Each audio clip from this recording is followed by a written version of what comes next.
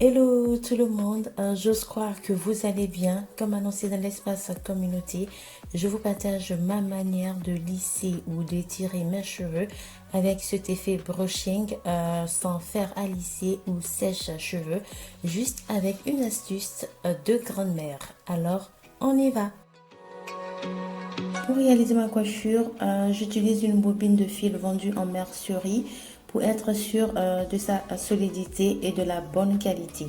Vous pouvez utiliser de la laine ou le fil de nylon de nature élastique et brillant qu'on retrouve facilement en Afrique ou celui-ci qu'on retrouve aussi facilement en Afrique. Cette bobine, je l'utilise depuis plus de 3 ans. Je l'ai pris à 1 € si ma mémoire est bonne. Certains estiment que cela assèche leurs cheveux et préfèrent le lino. Je vous assure, si vous hydratez et nourrissez correctement vos cheveux, vous n'aurez aucun souci de sécheresse. À vous de voir ce qui vous convient le mieux. Que ce soit l'un ou l'autre, l'essentiel est qu'il fasse le job. Celui-ci me convient bien, il est très économique car j'utilise au moins 2 fois les mêmes fils. Il suffit juste de tremper les fils déjà utilisés dans une eau shampoingée pour les laver et le tout est joué. Je réalise les fils en avance, ce qui me permet de vite avancer lorsque j'entame la coiffure. Comment je procède? Je mesure une longueur de fil en levant mon bras au maximum et en laissant le fil s'étirer de la bobine. Je double puis je quadruple cette longueur de fil et je coupe. Je réalise autant de fils d'avance que possible pour ne pas être interrompu lors de la réalisation des tresses. Ne surtout pas réaliser de fils trop longs car plus ils sont longs, plus ils vous gêneront et vous empêcheront de vous coiffer plus rapidement. Pour réaliser mes tresses, je divise mes cheveux encore légèrement humides en de petites sections. Je fais généralement 8 sections de chaque côté, ce qui me fait 16 tresses au total. Sachez que plus vous faites de petites sections, plus vos cheveux seront bien étirés. Je fais toujours mes tresses après le shampoing, donc sur une chevelure propre. Une fois mes cheveux sectionnés, je prends une portion, j'applique correctement mon leave-in pour l'hydrater.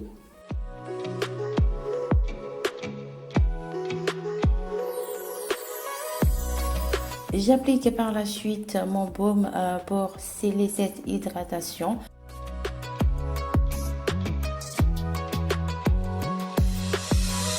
Je démêle correctement cette portion de cheveux à l'aide d'un peigne à dentellage pour détendre les boucles et de probables nœuds afin que mes cheveux soient bien tendus lors du passage du fil.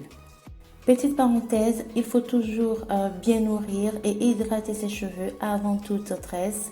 Je fais généralement un soin afin qu'ils soient hydratés et nourris au maximum avant de réaliser mes tresses pour éviter le rendu sec une fois que les tresses seront défaites, vu qu'il est très difficile d'apporter les soins voulus à nos cheveux lorsqu'ils sont tressés, surtout au fil. Je prends un lot de fils puisqu'elle est composée de 4 fils. Je laisse dès le départ une marge conséquente qui me permettra de faire le nœud final et aussi de rassembler toutes mes tresses pour réaliser un joli style. Je commence à enrouler le fil à environ 2 cm de la racine de mes cheveux. C'est très important. Ne surtout pas commencer dès la racine pour éviter toute pression. Pensez à ne pas non plus trop serrer au risque d'occasionner des dommages comme la chute, la formation des boutons ou plaques sur le cuir chevelu qui est tellement irrité.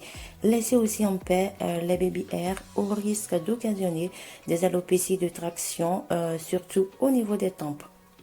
Une fois le fil bien enroulé à environ 2 cm de la racine, je continue à l'enrouler en descendant vers les longueurs et les pointes en ne laissant pas d'espace lors de l'enroulement du fil, et c'est cela l'astuce de grand-mère, c'est-à-dire le fait de ne pas laisser d'espace entre les fils. car selon la façon dont vous serrez le fil sur les longueurs de vos cheveux, ceux-ci seront plus ou moins étirés. Si le fil est bien serré, les cheveux seront très bien étirés. Ceci implique aussi d'utiliser plus de fil, mais si vous laissez l'espace entre les fils, vous aurez plutôt un rendu de type vanille ou twist, et donc une sorte de twist out une fois que vous allez défaire les tresses. À vous de voir quel type de rendu vous souhaitez. Je n'hésite pas à démêler au fur et à mesure les longueurs pour être sûr d'être venu à bout de tous les nœuds. Arrivé aux pointes, je relie légèrement le fil sur lui-même afin d'avoir une marge qui dépasse et je réalise 2 nœuds.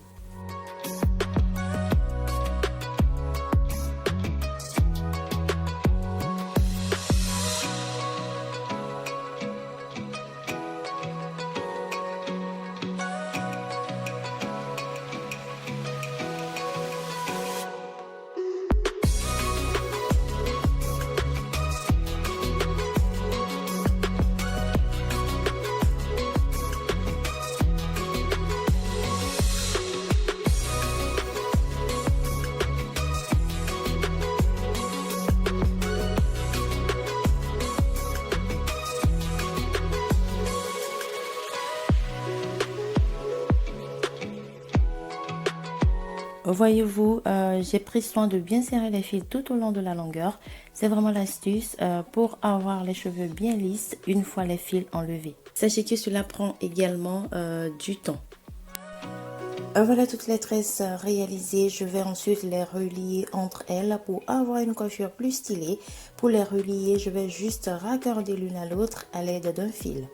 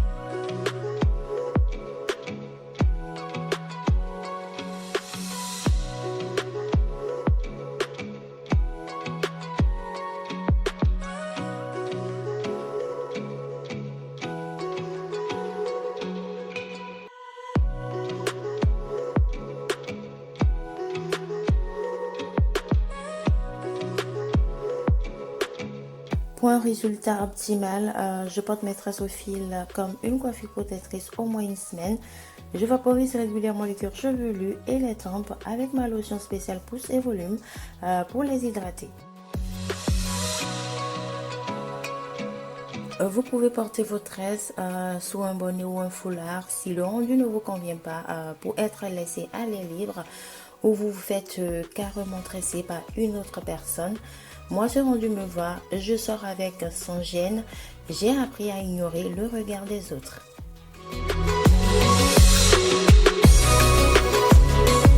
J'ai porté mes tresses environ 2 semaines, 13 jours exactement. Ils ont juste un peu vieilli, mais l'assemblage est resté intact. Je peux donc les garder un peu plus longtemps si je veux, mais j'ai décidé de les défaire.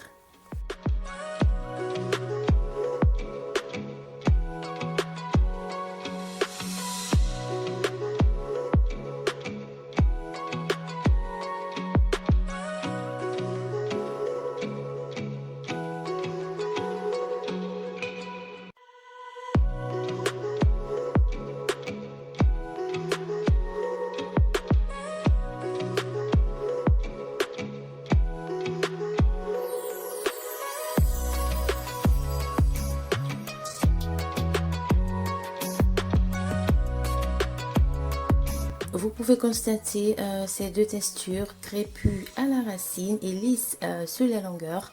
C'est justement les 2 cm que j'avais laissés à la racine qui n'ont pas été lissés.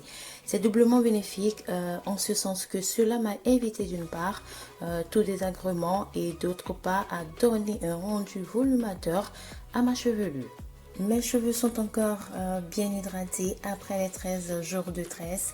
Vous pouvez le constater par cette brillance. Ils ne sont pas du tout secs au toucher. S'ils ont été bien nourris et hydratés avant les tresses, il n'y a aucune raison qu'ils soient secs, même si le fil absorbe une partie des soins sans rinçage apportés, comme estiment certaines personnes. Je vais procéder au démêlage de mes cheveux. J'applique une huile sur les longueurs et les pointes pour faciliter le passage du peigne afin d'éviter toute casse. Je démêle délicatement chaque section en partant des pointes vers la racine.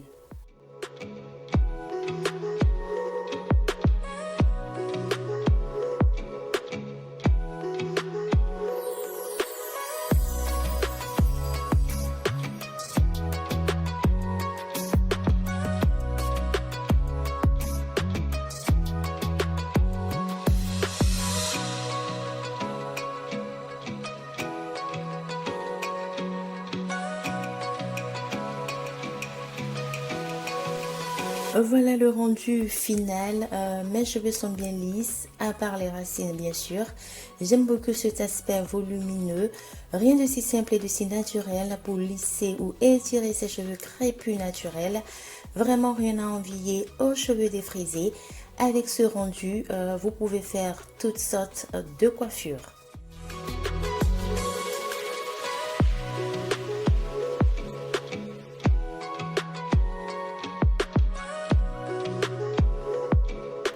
C'est la fin de cette vidéo. Dites-moi en espace commentaire comment vous étirez ou lissez vos cheveux. N'oubliez pas de liker et de partager pour la visibilité de la chaîne et aussi de vous abonner si ce n'est pas déjà fait. À très vite. Ciao ciao.